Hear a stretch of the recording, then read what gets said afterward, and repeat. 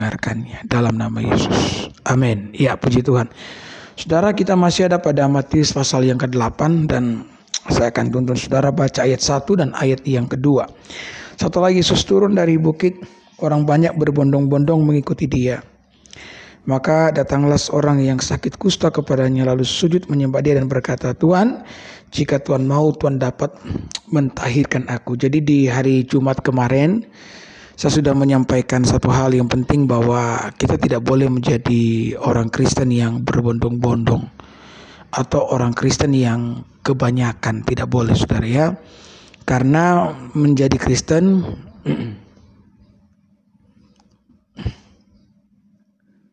ya, menjadi Kristen belum tentu saudara itu percaya kepada Yesus. Karena banyak juga orang Kristen yang ya tidak menaruh iman kepada Yesus. Karena saudara, Yesus mengatakan mereka yang percaya kepadanya adalah mereka yang melakukan kehendak-Nya. Ya, jadi Kristen itu ada bukti. Kalau kita benar-benar percaya kepada Yesus, maka di sana ada bukti, yakni bukti mengasihi Tuhan, bukti melakukan ya perintah Tuhan. Makanya saya ngomong kemarin, saudara-saudara, orang bisa berkata ada Yesus dalam hati saya, ya. Orang bisa bilang Tuhan tinggal dalam hati saya. Tetapi pertanyaan besarnya, apakah saudara itu tinggal di hatinya Tuhan? Kan itu yang paling penting.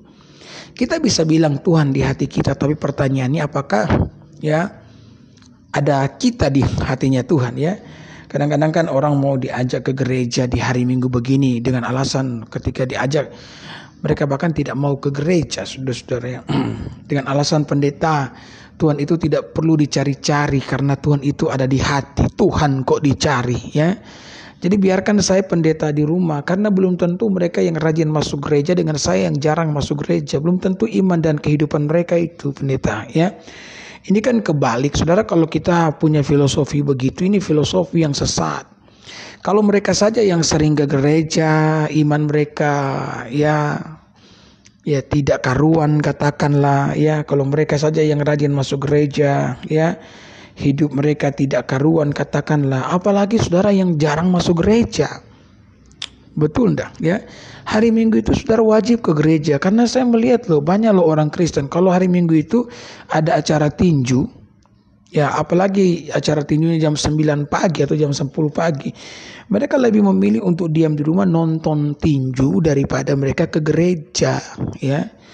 Dan ini menunjukkan bahwa saudara-saudara kita tidak menaruh hormat kepada Allah. Saya mau beritahu, ya, bahwa salah satu cara melihat kondisi kesehatan rohani kita adalah bagaimana cara kita memperlakukan Tuhan. Saya bisa lihat, saudara-saudara, sifat seseorang dari caranya dia beribadah. Orang yang menghormati Tuhan, orang yang mengasihi Tuhan, memiliki cara ibadah yang luar biasa di hadapan Tuhan. Makanya saya mendorong saudara, ya, agar saudara di hari Minggu yang seperti ini jangan pergi mandi pantai, pergi ke gereja. Nanti kalau tsunami baptis saudara langsung masuk neraka. Jadi harus ya ke gereja, karena Alkitab mengatakan janganlah kita menjauhkan diri dari pertemuan-pertemuan ibadah, karena itu sangat penting, saudara.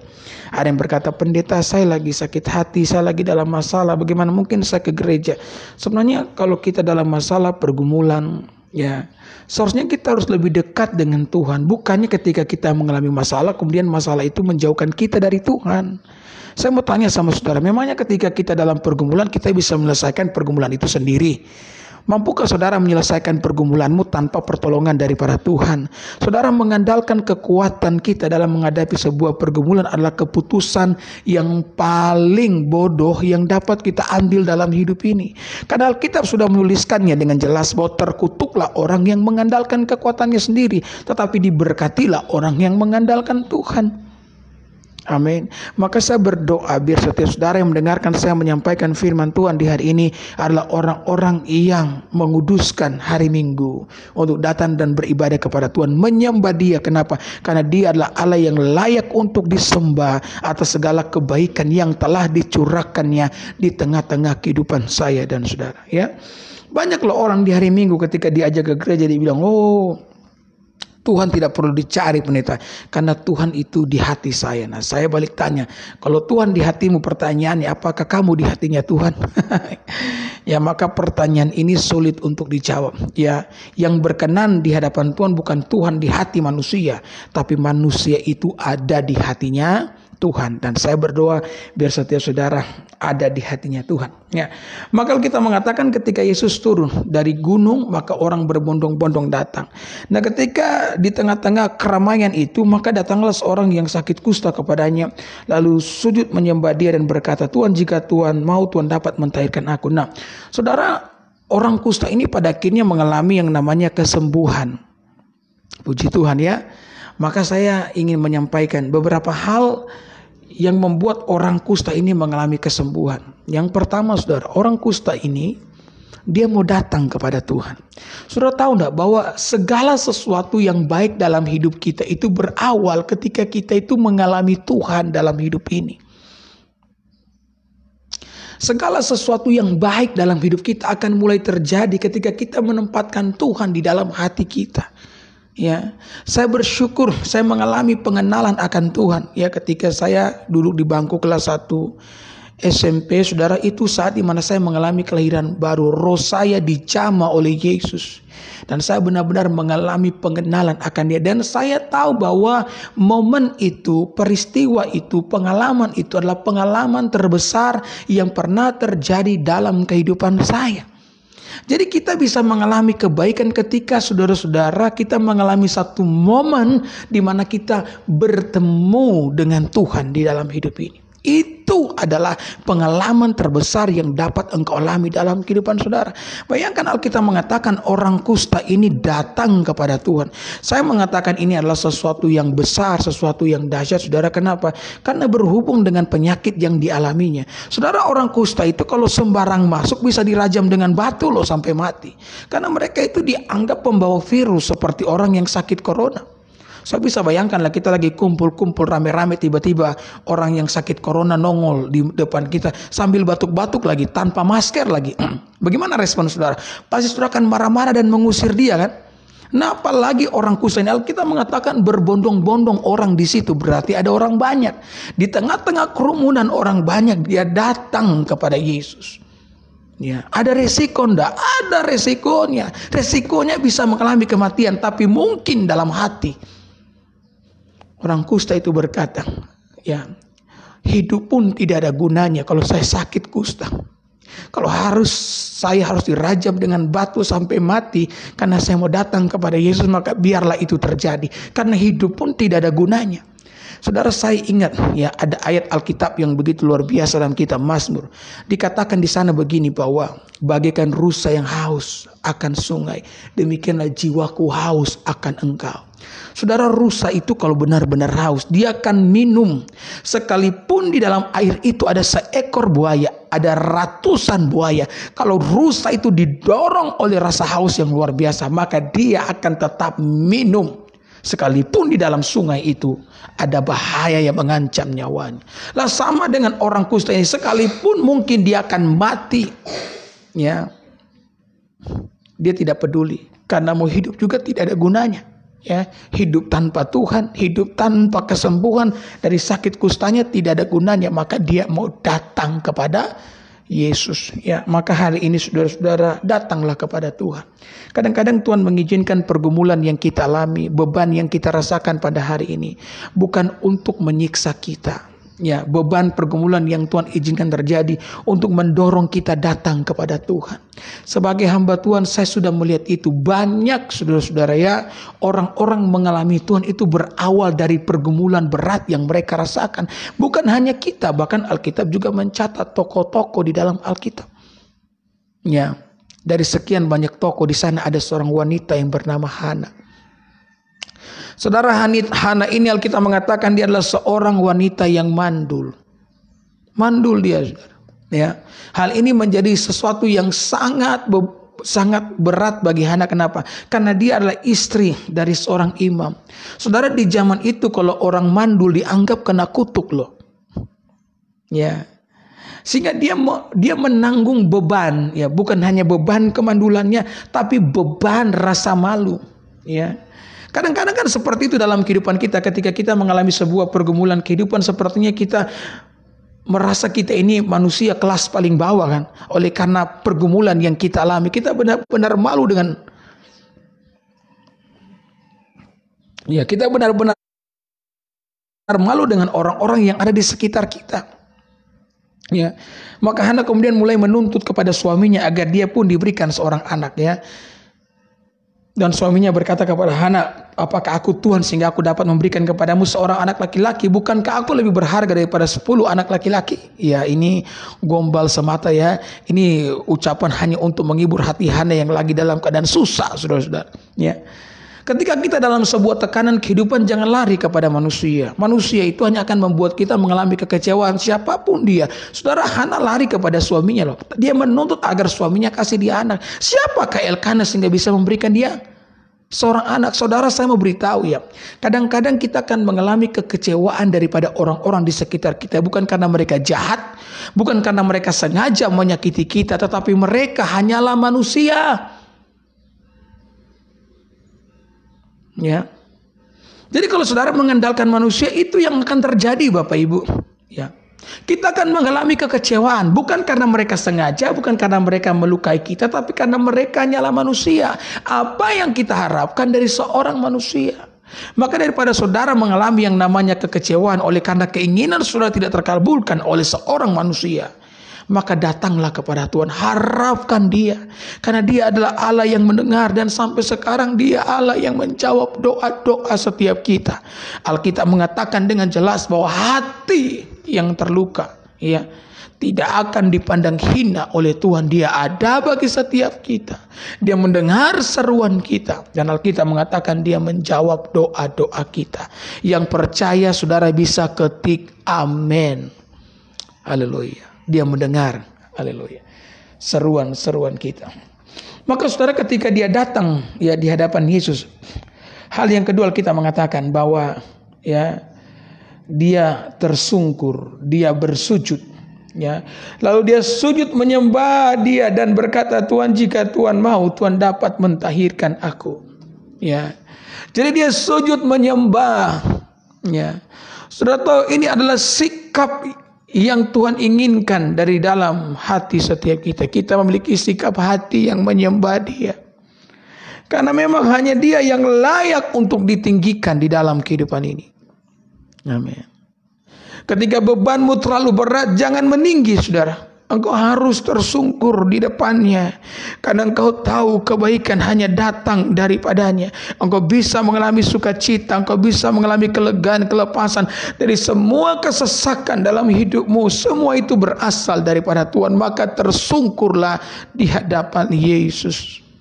Ya, ketika engkau tersungkur di hadapan Yesus, engkau tersungkur di hadapan pribadi yang tepat, karena engkau tidak akan pernah dikecewakan. Ya. Haleluya.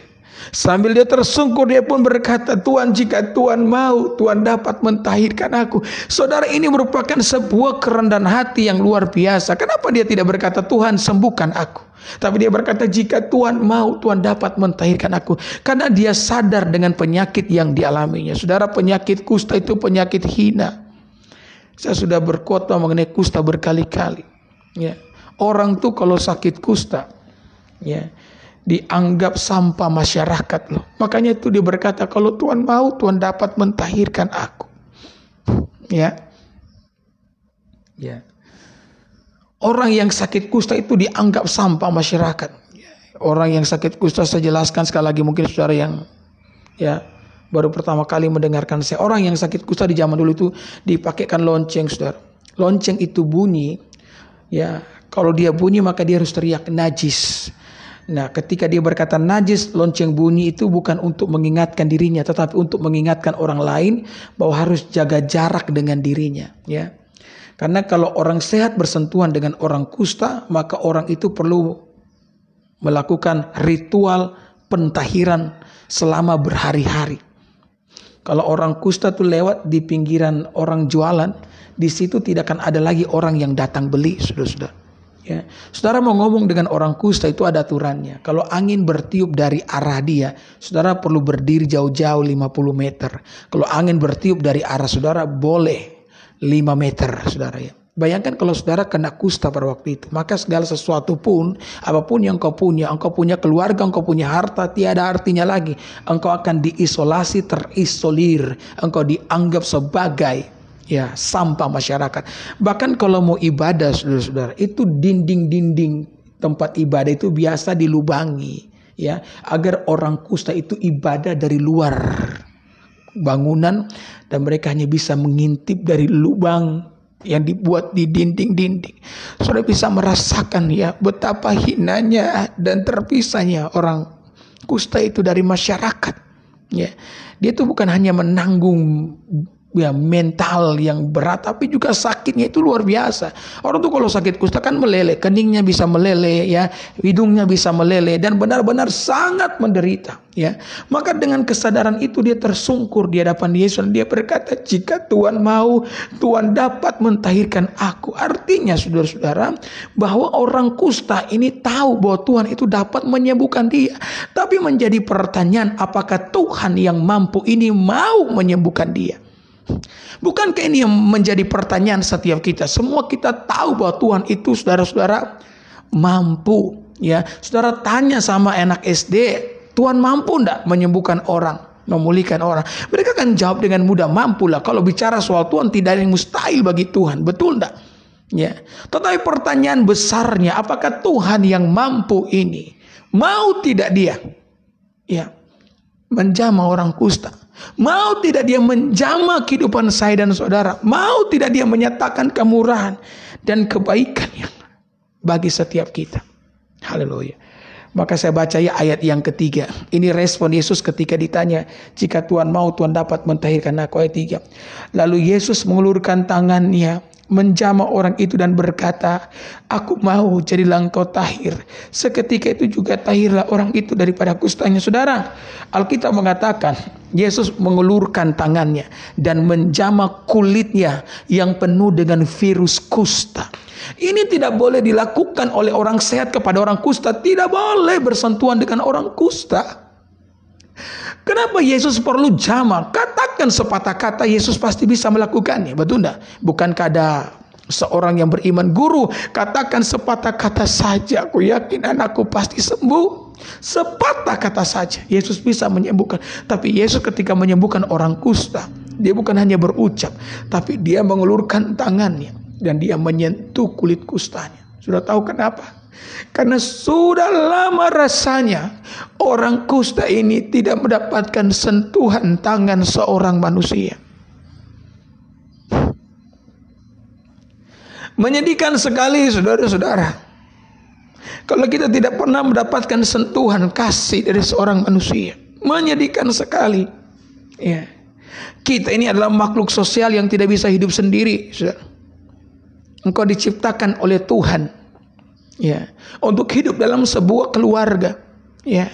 Manusia itu makhluk kasih, di mana engkau mengasihi dan menerima kasih. Kalau engkau tidak mendapatkan itu, betapa malangnya kehidupan setiap kita.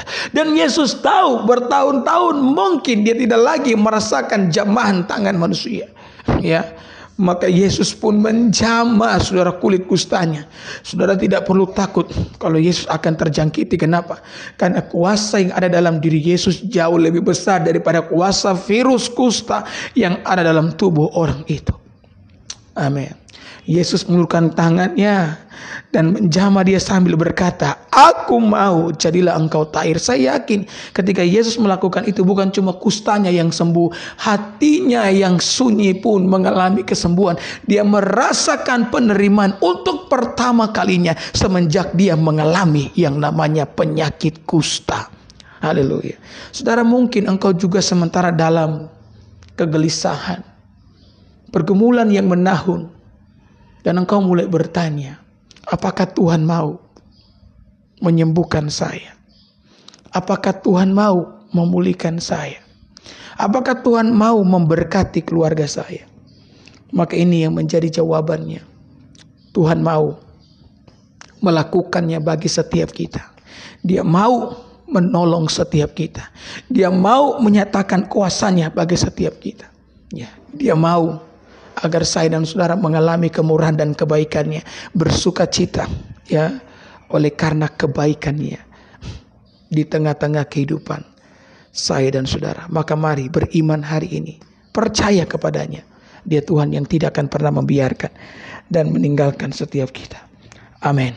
Amin. Puji Tuhan. Haleluya. Puji Tuhan. Mari saya mau berdoa ya buat setiap saudara di hari ini.